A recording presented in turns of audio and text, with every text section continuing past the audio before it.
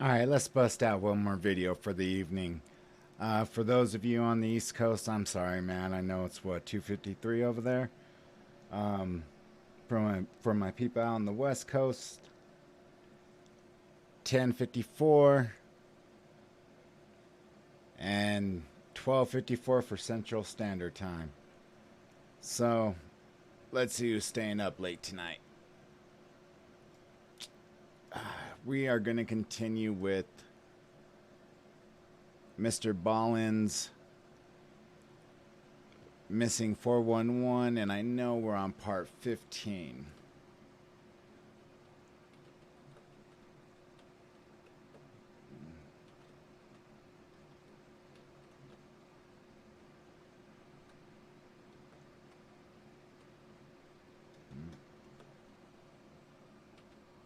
There we go. All right, let's get into it. Let's talk about the importance of taking care of your mental health. The key to great therapy is finding a therapist you can... Hundreds of people go missing under baffling conditions in the woods of North America. You know what? I'm sorry. I got to keep on doing this, and I apologize. God damn it, I should have said it before I even started. So, prior to any of my videos from June, from the ending of June, you will never see a commercial ever pop up on my channel. I always have premium. As of lately, around, I would say mid-June or so, I had just done 2 commercials for YouTube, and I just wrapped on my first feature film. I'm an actor. And the reason why I didn't renew my premium is because I've been dying to see the edited version that they're going to release. There are 2 stark contrasts between the feature film and what the character that I played, as opposed to the commercial. One's funny, one's not. So I've been, they're not going to tell the actors or the talent unless you're like a freaking, Oscar, winning performing actor, yeah, you'll get you're going to be right there in the edit room if you wanted to be. But, yeah, I asked, hey, when is it going to be released? And the clients are like, oh, here soon. And, we'll have it out there, within the next month or so. So if you see commercials, please forgive me about that. My page is already channel is looking a little bit more ghetto than what it used to. When my PC updated, I don't know what the F happened, but it completely stopped allowing me to edit. It stopped me from entering my intro, my outro. So, yeah, it just, I'm just living by the motto about the content. I just try to put out good content. If you like it, you can like and subscribe. If not, I completely understand. But like I said, I think as long as the content's good and, interesting, that's what really matters. And so I've been doing David Paulides' 411 through MrBallen, and yeah, it's very interesting, extremely interesting. So hope you guys enjoy it.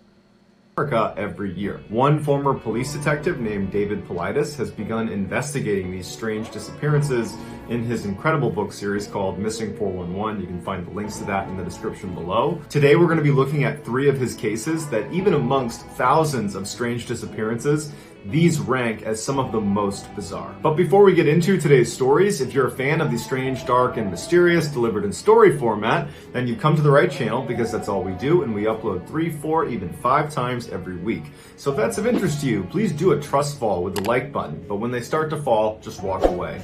Also, please subscribe to our channel and turn on all notifications so you don't miss any of our weekly uploads. All right, let's get into today's story. It's just somebody did that.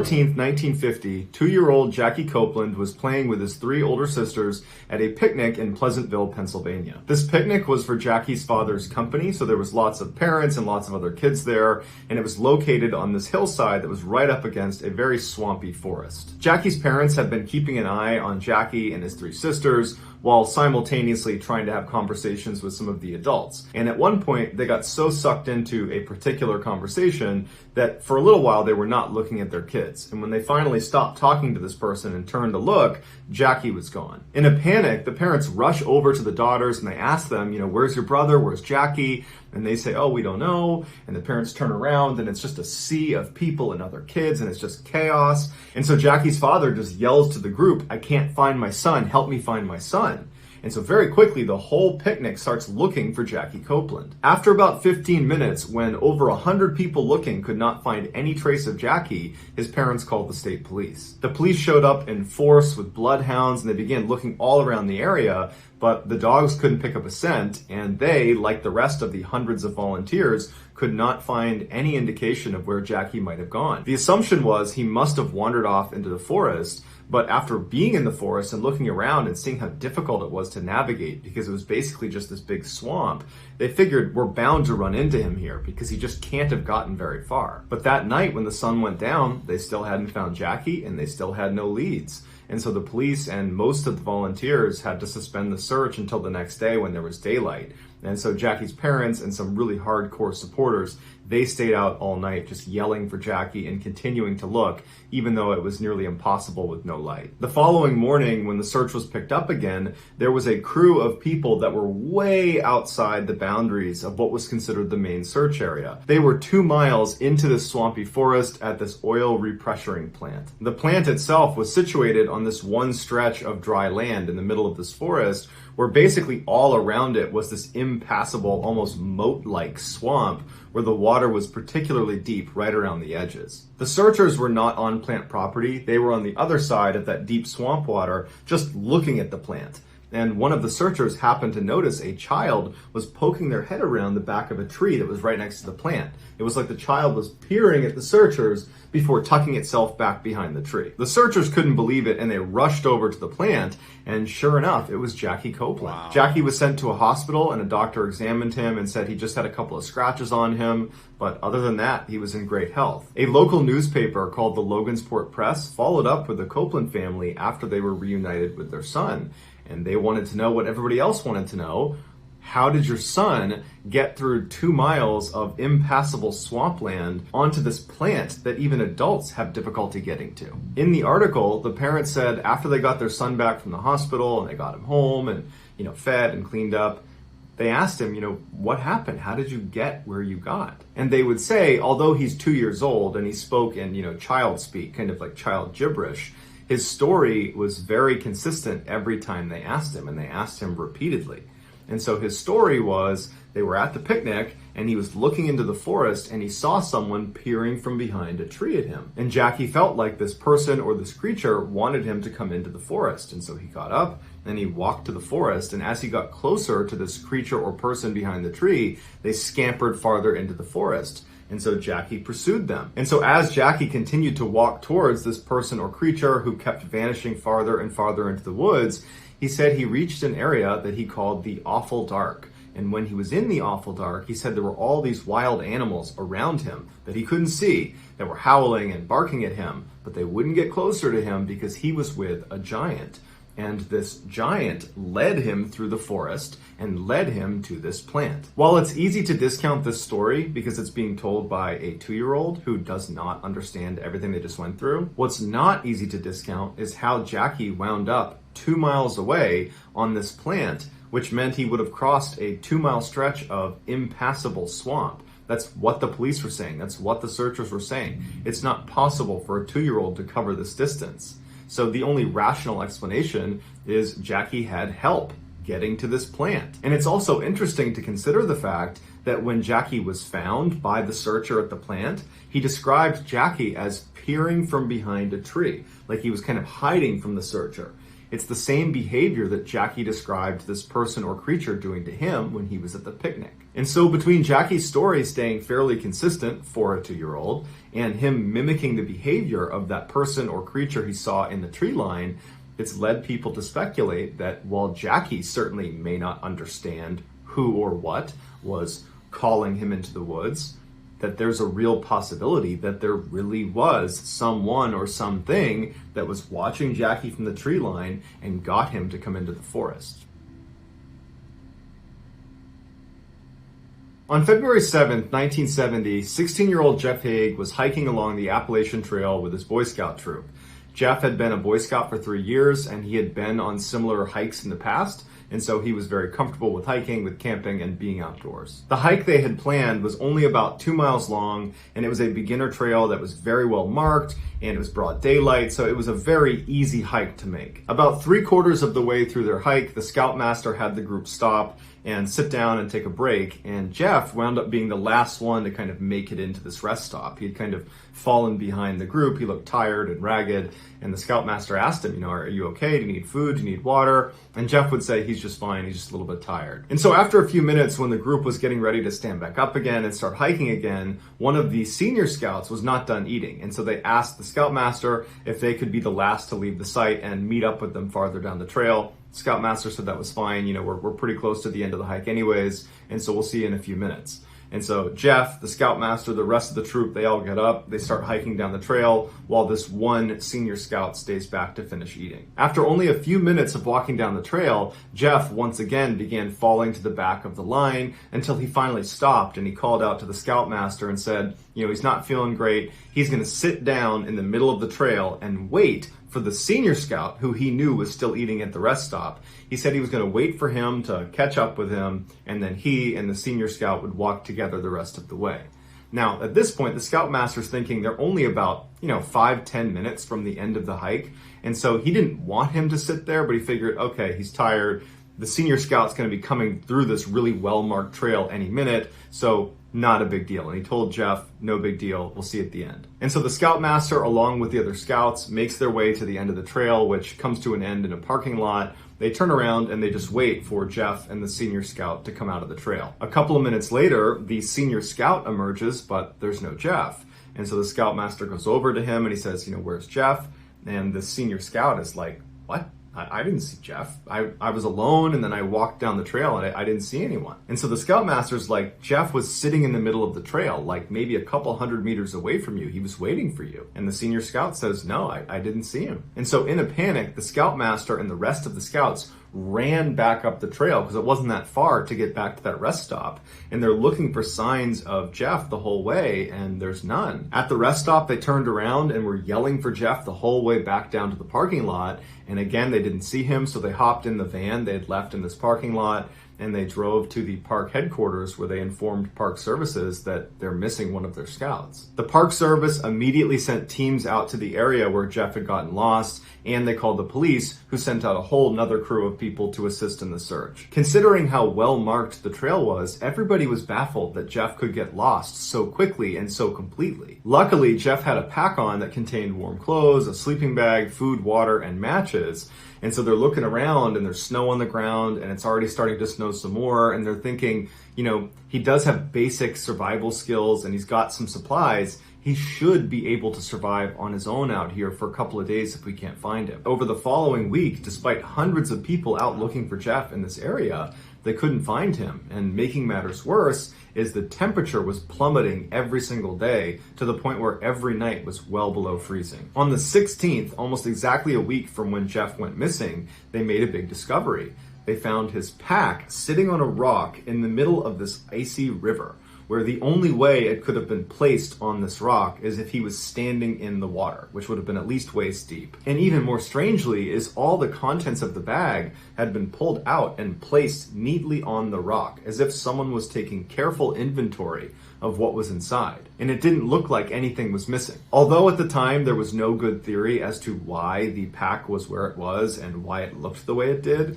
what basically everyone could agree to at this point is now that Jeff does not have his supplies, he's almost certainly dead or going to die soon. And sure enough, 2 days later, Jeff's body was found approximately 1,000 meters upstream of where the pack had been found in the river. Jeff was found sitting up against a tree. His jacket was unzipped, his pants were unzipped and pulled down slightly. He did not have a hat on, he didn't have gloves on. He had removed his socks but put one of his boots back on. His body didn't have any scratches on it and he didn't have any broken bones. It was determined he died from exposure. So with Jeff's discovery, there were naturally a lot of questions. The first one being, why did Jeff wade into an icy river and place his pack on a rock and then take everything out and lay it out on this rock, only to then abandon his pack and walk 1,000 meters upstream and sit down at a tree and start taking his clothes off? And even if he had a good reason to leave his pack and go upstream to that tree, he would have known that if he doesn't go back down to get the contents from in that pack, he was going to die. His legs weren't broken, he could walk, but he didn't. He sat at the tree until he died. And regardless of the pack mystery,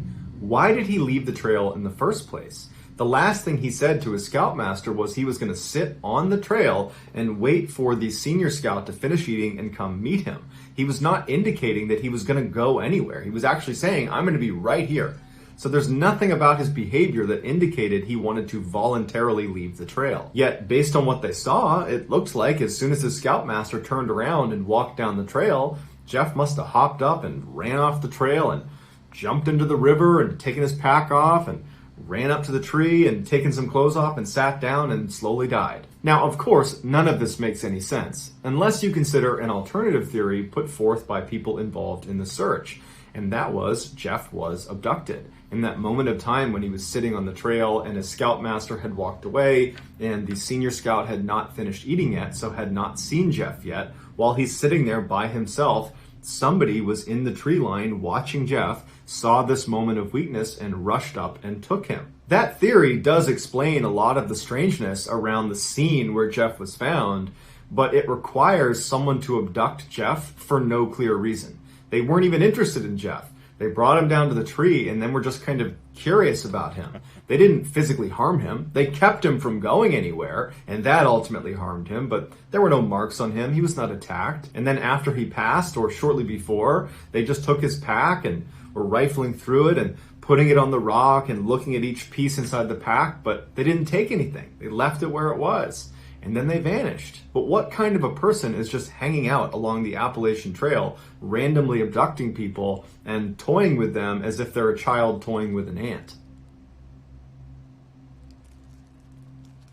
In 2006, 38-year-old Corey Kelly contacted his good friend Jim Naprud to see if he wanted to go grouse hunting with him.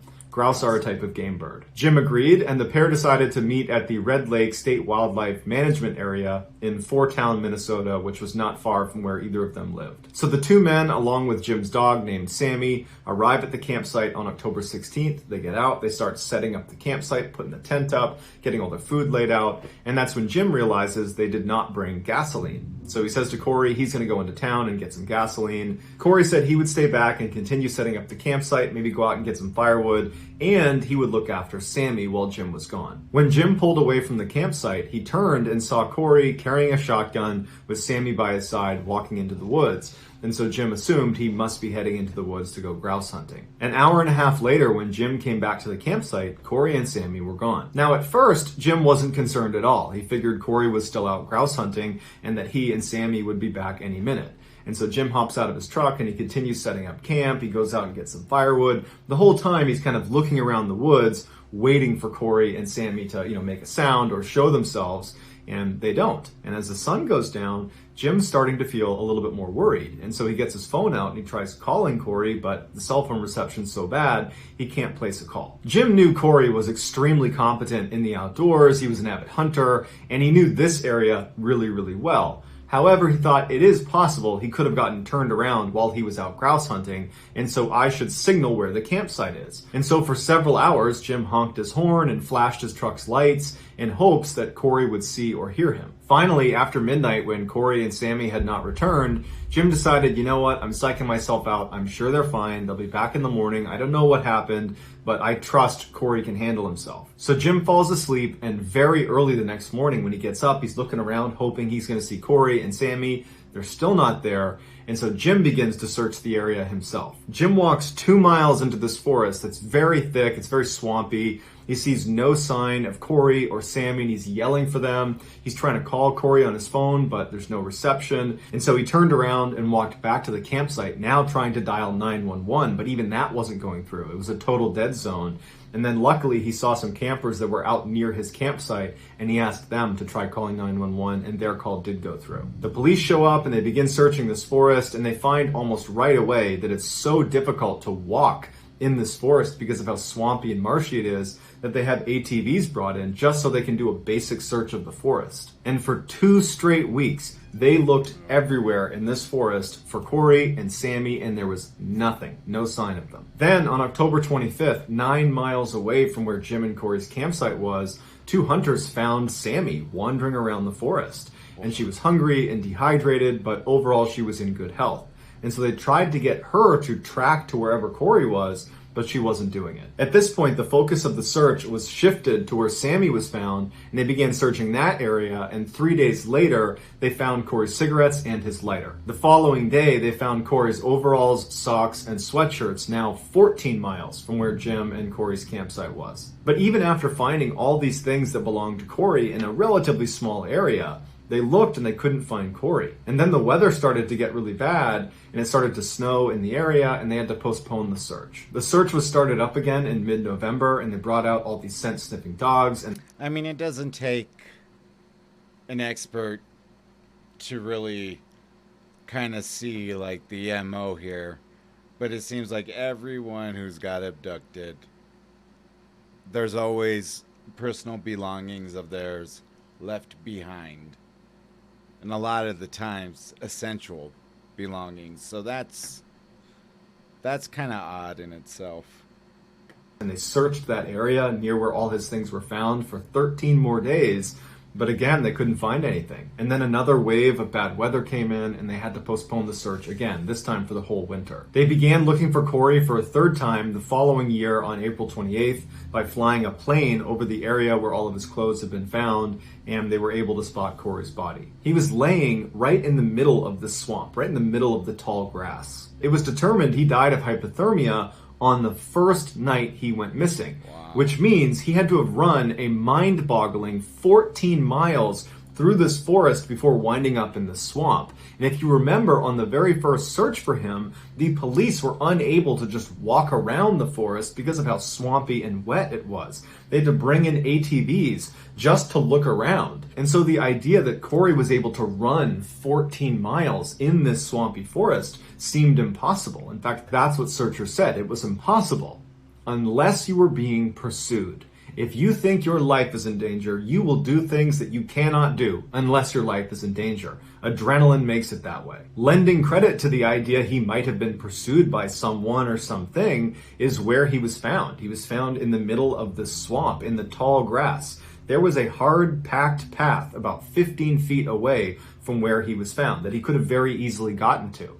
But he chose to be in the swamp, in the tall grass. So you got to ask yourself, if you were in Corey's position, and you had the choice between standing in knee-deep water in the middle of a swamp in the tall grass where there are other dangerous predators in the swamp, or you can just stand on a path and be safe, which would you choose? Well, obviously you choose the path under normal conditions, but if you were trying to hide from someone, you might choose the tall grass. The last time Jim saw Corey, he was walking into the woods with Sammy carrying his shotgun. But when they found Corey in the marsh, there was no gun, and in fact that gun was never recovered, but they did find an expended shotgun shell casing basically along the path they think Corey took to get to the marsh. He did have his cell phone on him, but from what I read, it looked like either he didn't use it or he just never had any service. Corey's death was ruled an accident, even though many people believe it's far more likely he was being pursued by someone or something, because it's just not normal human behavior to, in the middle of the night, get up and run 14 miles through a swamp. So that's gonna do it, guys. If you found the secret in today's video, let's go ahead and jump to the next one, because this one wasn't very long at all. So we'll go to part 16, and yeah, we'll call it a night. There's a crazy one, and I'm still trying to figure out which part it is. So, I mean, they're all pretty damn crazy, but this one is just, yeah, really insane to me. And I don't think it's this one, but let's go ahead and give it a look-see. Can't do anymore. I'm gonna sleep right here. Let's get back right there. So like I said, yes, I have seen these, all of them, but I thought it would be cool to go over them on the channel. So, but a lot of them, I don't really recall the stories, because I watched these like when we were first on lockdown. So, yeah, they premiered on, yeah, November 27, 2020. So yeah, it was when we were all just, well, a lot of us were just doing jack shit. Hey, do you ever walk into a room and completely forget why you're there? Yeah.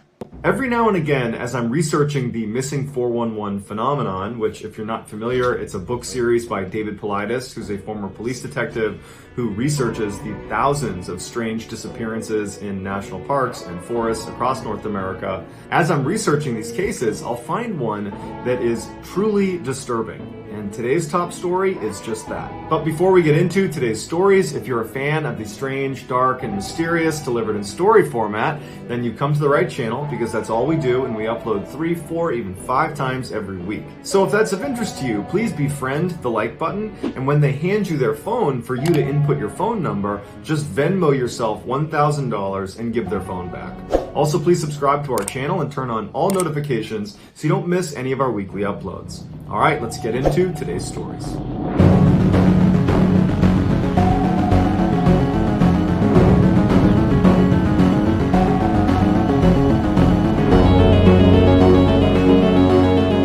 In 1995, 37-year-old Jeannie Hesselschwert was living with her fiance, Mike Monahan, in Arlington, Massachusetts. The couple had been together for 10 years, and their family said they really loved each other and they were a great couple. In July of that year, Jeannie and Mike left for a planned trip to Yosemite National Park in California to go backpacking and sightseeing. On July 9th, the couple arrived at Yosemite, and they entered via this road that was only open during the summer. So as such, it was totally desolate, and they were the only ones on this road, and they had about a 2.5 hour drive until they reached the spot they were going to actually stop at. So they had this scenic drive up the road, and about 2 hours into this drive, there was this turnout on the side of the road where a couple of other tourists were standing and sightseeing, and Jeannie and Mike decided they wanted to pull over and get out and stretch their legs. So they pulled over in the turnout, and when they got out, Mike said he wanted to walk down the trail a little ways to this area that apparently was good for bird watching. And Jeannie didn't want to do that. She wanted to walk in the other direction up to this overlook. And so they decided that they would each get to do their own activities. They'd be gone for 15 minutes and then meet back at the car. So Mike heads down and does his bird watching, and then after 15 minutes, he walks back up to the car expecting to see Jeannie, but she's not there.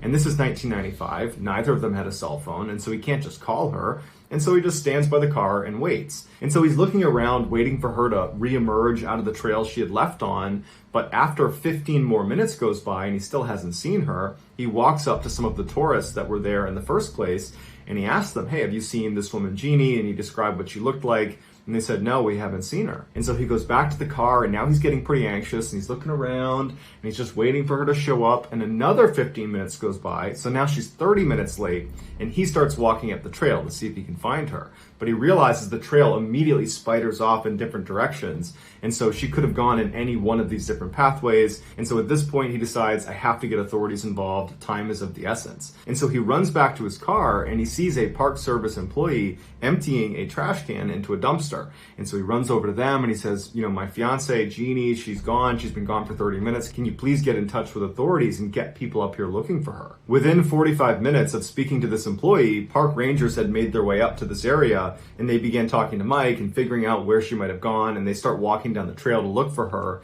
But after an hour of not finding her, the park rangers would call in additional assistance from the police. The search for Jeannie would become the largest in Yosemite's history, expanding to 40 square miles, with helicopters overhead and dog handlers on the ground and hundreds of volunteers combing this whole area. But despite the relatively quick response time and massive amount of manpower, they could not find Jeannie. After 2 weeks of looking everywhere for her, the only thing they were able to find were 2 boot prints that they believed belonged to Jeannie. The first print was found in the vicinity of where their car was parked, so where she had actually disappeared from.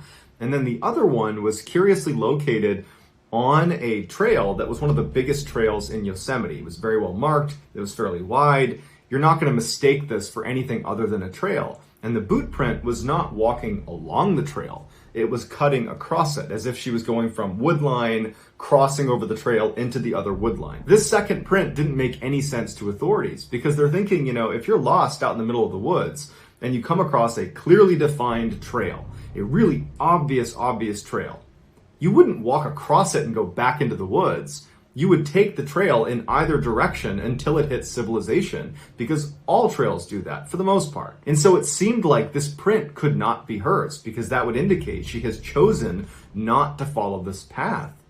But the print was hers. Over the course of these 2 weeks of searching, several dog teams had been placed right where Mike's car had been, right where Jeannie had left to go to the trail where she disappeared.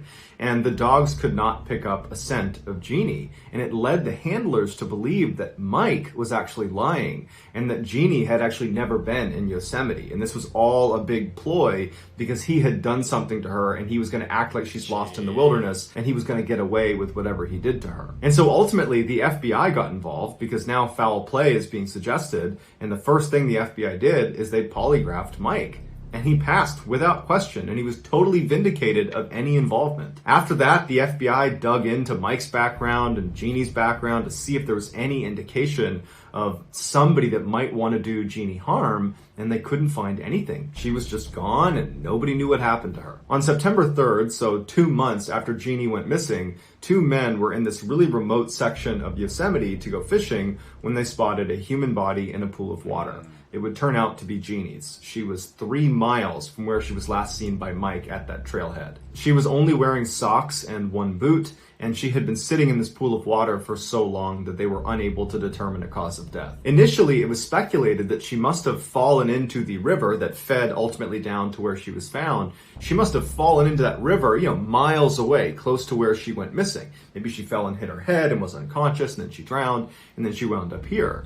But park officials said there's too many debris along this waterway that her body would never have been able to get down to this spot. But if she didn't drift to that spot, it meant she had to have gotten there on foot.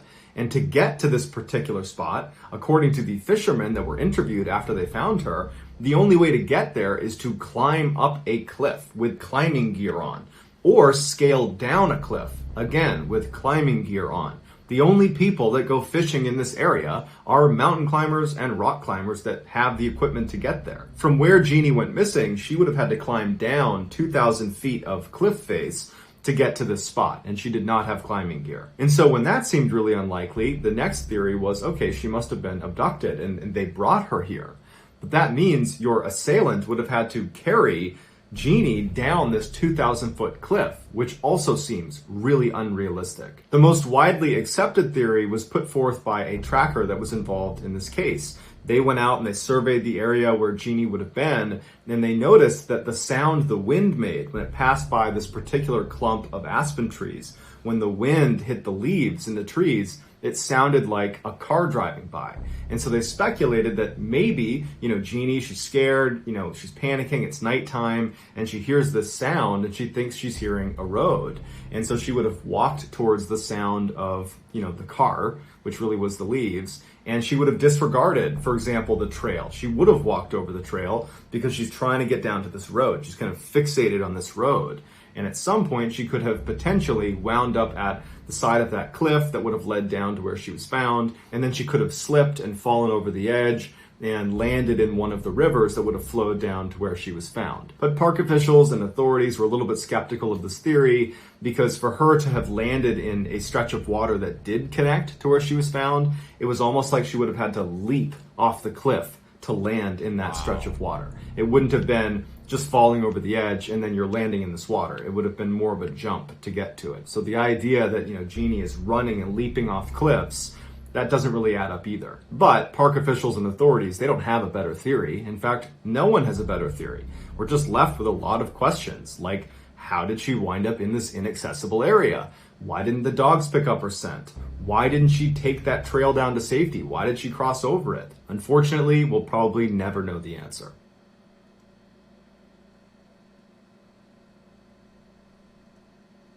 One moment, guys. I'll be right back.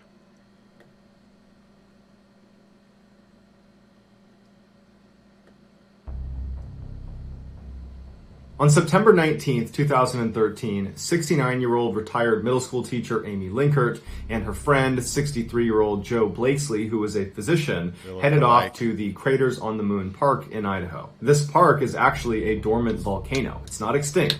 It's going to be active again, probably in the next 1,000 years. But for now, it's this beautiful park that is known for these crazy lava fields that look otherworldly.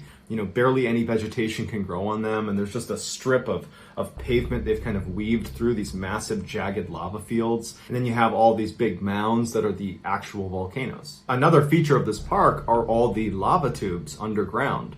All the molten lava, when it jets around underneath the surface before shooting out, it carves these natural tunnels underground, these huge caverns. They're like these big caves you can explore. And there's 1,100 miles of lava tubes, tunnels, and caves underneath this park. The two women told their families they would be back in Boise, Idaho by the 21st. But when the 21st came and they were not home, their families were suspicious. They tried calling them, they didn't pick up. And for the next 36 hours, they just kept trying to call them and, called around to see if anybody else knew where they were. And then finally, on the morning of the 23rd, when no one knew where they were, they reached out to the authorities. The formal search for these two women began on the 24th, so 5 days after they had initially left for this trip. And the searchers quickly found their pickup truck parked in the parking lot of the Craters on the Moon Park. And in their truck were their two dogs who were alive, they were okay, and in the front seat were their purses and their cell phones. But there was no sign of Amy or Joe. This was obviously a bad sign, and so the search was really kicked into high gear to see if they could find these women before it was too late. But unfortunately, within 24 hours of finding the truck, they would find Amy's body. And her body was located way off of the main trail. She was in an area that the park superintendent described as incredibly rugged and inaccessible. Now, at this park, there is a strip of cement that weaves through this really dangerous lava field. And if you were on this strip of cement, you wouldn't be thinking about walking onto the lava field. Not only would you need to navigate all these massive mounds of jagged, cooled lava, there's all these cracks in the ground that you could fall through and just plummet to your death. So no one's about to start walking off the trail, especially not two older women that went here just to have a casual stroll through the park.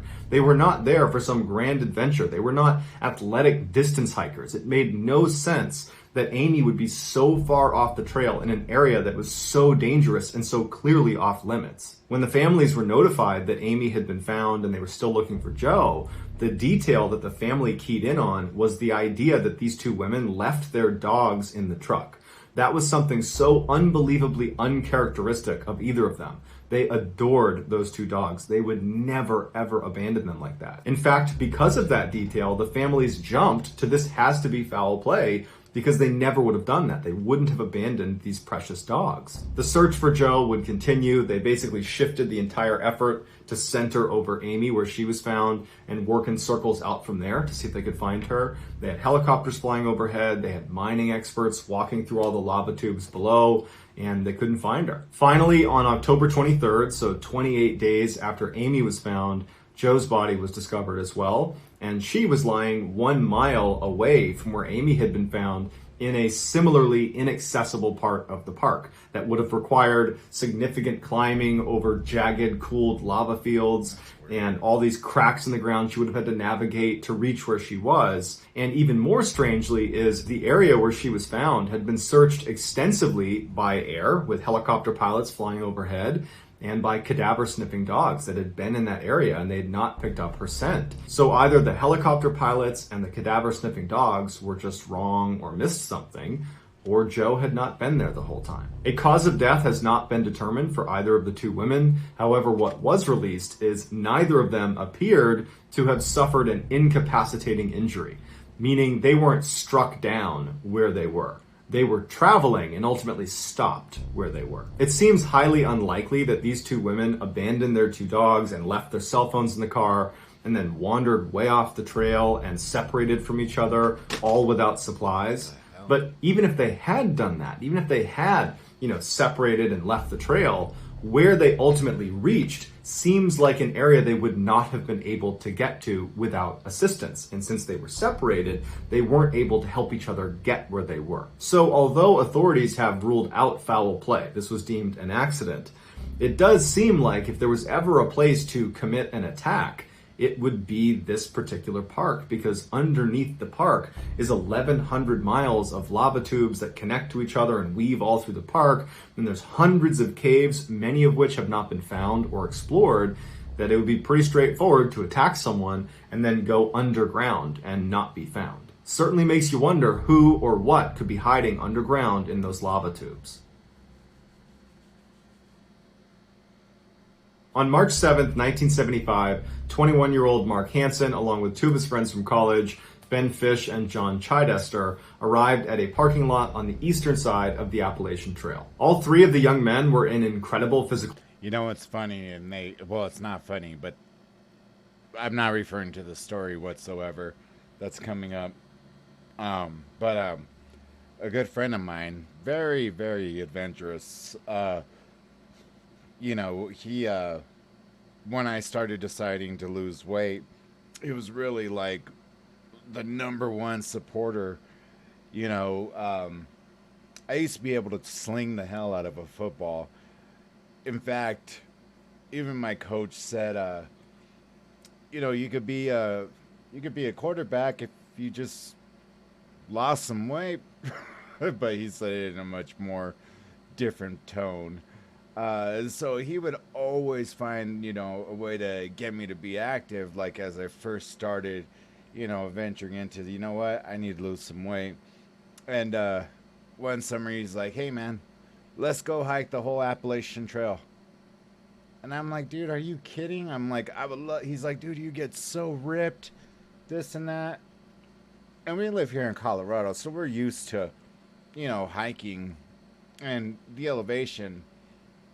From the Appalachian Trail from here in Colorado, I mean, we're going to have more oxygen, on the Appalachian Trail. We don't notice a difference because we're here every day, but I know people who aren't here from Colorado, it takes them a little bit to get adjusted to, the oxygen level. But I really wanted to do it so bad, but at the time I had so many responsibilities already, I was losing weight and doing my thing on my own time.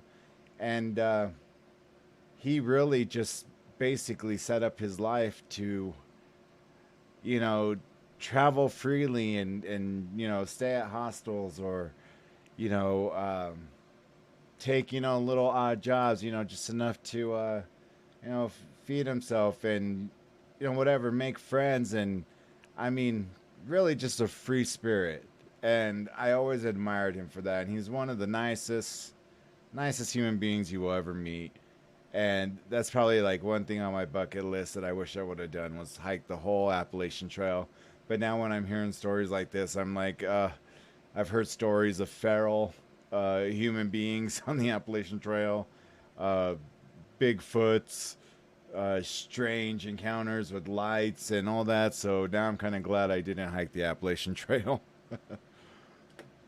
shape and were excited to spend their spring break challenging themselves on some of the trail's most rigorous hikes. The day before they were supposed to go, they almost canceled the trip because there was this terrible weather system that was coming over the trail. And they were thinking, it's going to be dangerous. It's not such a good idea. And then they started talking some more and they were like, well, we're already going to, challenge ourselves.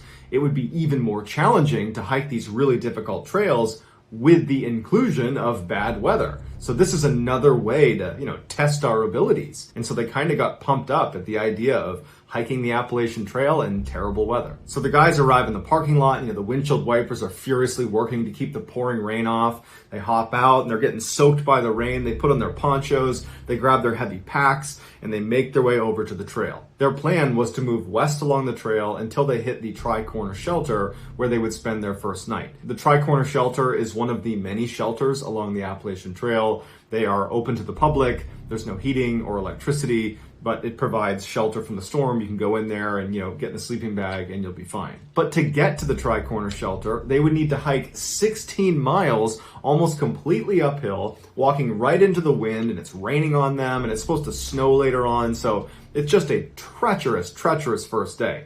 But they take off, they start walking up this trail, and after a couple of miles, John says, you know what, guys, this is awful. I think we should probably turn around. I think we've underestimated how bad this is going to be. Let's go back to the car and we'll do this another time. But Mark and Ben were like, oh no, we are committed. We are doing this. We are not turning around. And John's like, you know what? Suit yourself. I'm not going to do that. And he turned around and he left and he went back to the car and he would pick them up when they were done. After John turned around, Mark and Ben, they felt good. They felt tough. They're going to stick this hike out. And so they take off again and Ben's in the lead, and Ben seems to be handling the poor weather and difficult hike and heavy pack a lot better than Mark is. In fact, over the next several hours, Mark would drift farther and farther back and Ben would need to wait for him, and Mark would be hunched over, really just struggling with this hike. And then at some point, Mark yells to him and says, I gotta take my pack off. I can't carry this much weight up this hill until we get to the shelter. I'm not gonna make it to the shelter. And Ben would say to him, if we don't get to the shelter for some reason, you're going to be stranded out here in this storm without any warm clothes, without your sleeping bag, without your tent, without your food, without your water. It's way too dangerous. You have to keep your pack on. And so finally Mark is convinced and he's like, oh, all right, puts his pack back on, and they continue moving. About an hour later at 7 p.m., they had reached the section of the trail where they knew they were getting close-ish to the Tri-Corner Shelter. They were certainly well beyond the halfway point. But it was dark out, the temperature had dropped significantly. At this point, Ben is basically Mark's cheerleader, kind of egging him on to keep moving, and Mark's kind of staggering along this trail, and Ben and Mark are just hoping that shelter just appears at some point here because they don't know how much farther they can go. Another hour and a half goes by. They still haven't made it to the shelter. Mark is groaning. He can barely move. It's pitch black. The rain has now completely shifted over to snow, and it is just dumping snow on them. And Ben is concerned that, somehow did we take a wrong turn, even though they were on a really well-marked trail, and he knew they hadn't. He figured they must be so close at this point. And it was around this time that Mark yells out to Ben, I'm done. I can't go any farther. And he sits down right in the middle of the trail. He's sitting down with his pack and he's just laying there. And Ben is like, come on, we're so close. You can't sit down now. And Mark's like, I'm not moving. I can't do any more. I'm going to sleep right here. Ben knows this is a bad idea. I mean, they did have warm clothes and sleeping bags, and they probably would be just fine sleeping out in the middle of the trail. But it just seemed so unnecessarily risky when there's probably a shelter maybe a couple hundred meters away, and he would turn out to be right. And so he decides he's going to walk ahead on the trail and he's going to see if the shelter's there, but he only went about 100 meters. He was within maybe 100 meters of the actual shelter, but he never saw it. And so after going ahead and feeling like, man, I don't want to drag Mark any farther, if there's no shelter ahead, for all we know, we took a wrong turn. And so he turns back around and he goes back near Mark, not next to him, but close enough to him that he can see him. And he sits down on the trail too. He gets his sleeping bag out, he crawls inside, and he falls asleep. That night, Ben would have this vivid, horrible nightmare where he heard Mark screaming for help, yelling for Ben to come save him as he's being dragged off the trail into the forest. And it scared him so much that Ben woke up and he looks down the trail to where Mark is, and he can see Mark's backpack is sitting right on the trail. And so he thinks, oh, Mark's still there. And he's so tired, he's not about to get up and go check. He's like, that was just a dream. And he goes back to sleep. The next morning, when the sun comes up, Ben gets up again. And the first thing he does is he looks over at Mark and he sees the pack. But he realizes that Mark is not there. It's just the backpack. And so Ben jumps up and he yells for Mark. He doesn't get a response. He's looking around thinking he's got to be around here, but he's not. It snowed that night, so any tracks Mark would have left to show where he went to were now covered up. And that's when it dawns on Ben that that dream he had the night before, that might have been real. And he has this sinking feeling that something horrible has happened to Mark and that he didn't save him. And so he thinks, I gotta get authorities. He grabs his bag. He leaves Mark's there because he's thinking maybe he'll come back and he'll grab it. And Ben turns and runs down the trail in the direction he hopes is towards this tri-corner shelter. And he can't believe it when literally 200 meters away, he finds the tri-corner shelter. They were that close.